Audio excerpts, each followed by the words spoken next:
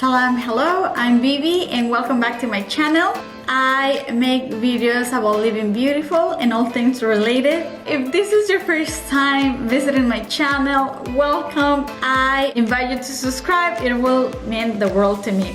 Enjoy the video.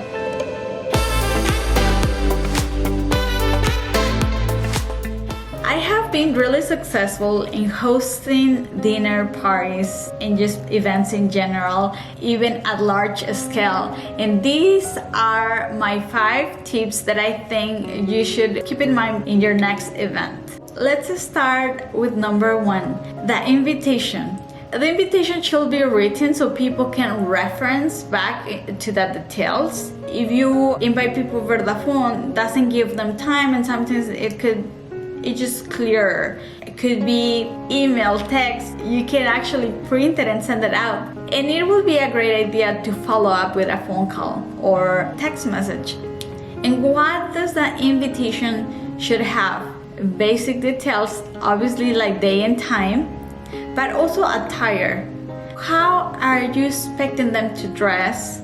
And the number of guests, or specify if it's adults only or if kids are allowed. If you know that a family has kids and the kids are not invited, you should specify in the invitation that it's adults only. Another thing that it should be included is the RSVP day. That way they know by what day they have to get back to you. Also, if they have any dietary restrictions or preference on their dinner, this is really important because you want everybody to be able to eat what you are offering during your dinner. Many times people have allergies or preference. Now let's move on to what do you need to have ready before your guests arrive. Number 1, it will be the washroom, the powder room or guest restroom that the party guests are going to be using. Make sure that the restroom has a fresh roll of toilet paper, hand soap, a towel, and hand lotion. Now, we can do that ahead, but it's always great to check just minutes before that everything was kept in order in the washroom. Also, the food should be ready when your guests arrive. There is so many tips and tricks that I can give you guys in how to keep your dish warm or how to make the food before and keep it in a good state, so I can make a future video about this. Another item that has to be ready are the drinks. The drinks, if you're going to let people help themselves, they should be displayed, glasses ready, because the first thing that they will do when they walk in is to have a drink.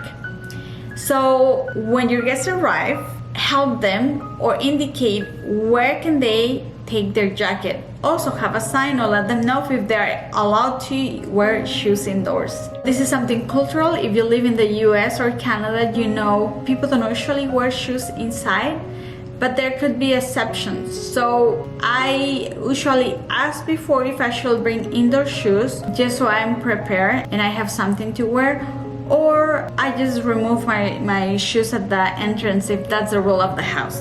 Another aspect is host gifts. If somebody was gracious enough to bring you a gift, make sure you put it on the side so when other guests arrive, they don't feel like they should have brought something and they don't feel uncomfortable. If it's a bouquet of flowers, then I will just display them, but if it's something that seems more personal, I will just keep it on the side. If it's something that they wanted to add and I did not know, I will go ahead and take my time and display it so everybody could eat it at the same with the rest of the food. Now, your guests, as everybody's moving to your dining area, dining room or table, they will want to know where to sit, and it's up to the host to let them know, or either if you didn't have a label, so you can also verbalize where you want people to sit down. When everybody has their food, your guests will be waiting for you to start eating. So try to come directly to the table, grab your napkin and start eating without getting into another conversation, because people are just waiting for the signal to start. So don't keep everybody from eating. You could have a bite and then speak after that, but just make sure that you give them that go ahead so nobody is waiting for you. Now, during dinner, avoid controversial topics or negative comments. Keep it very classy and positive. I have this mentality that I think that when you are eating, it's actually a ritual. It's so important that you are thinking in something positive, because the energy, now you're really going to get to know me, but I think that there is all this energy and the food that you're putting in your body, it has to be positive, it has to be peaceful. It's just great that if you just keep the conversation flow and classy. Now, when people are done eating, transition to a wind down, so that way any people don't feel like you are rushing them out. So you can offer coffee, you can bring dessert, and that way everybody enjoys themselves and there is a calm environment and there is a transition before they have to go. Another important aspect is that you make conversation with everyone. I know this could be challenging, especially if you have a big party, but at least have conversations with group, especially during the dinner.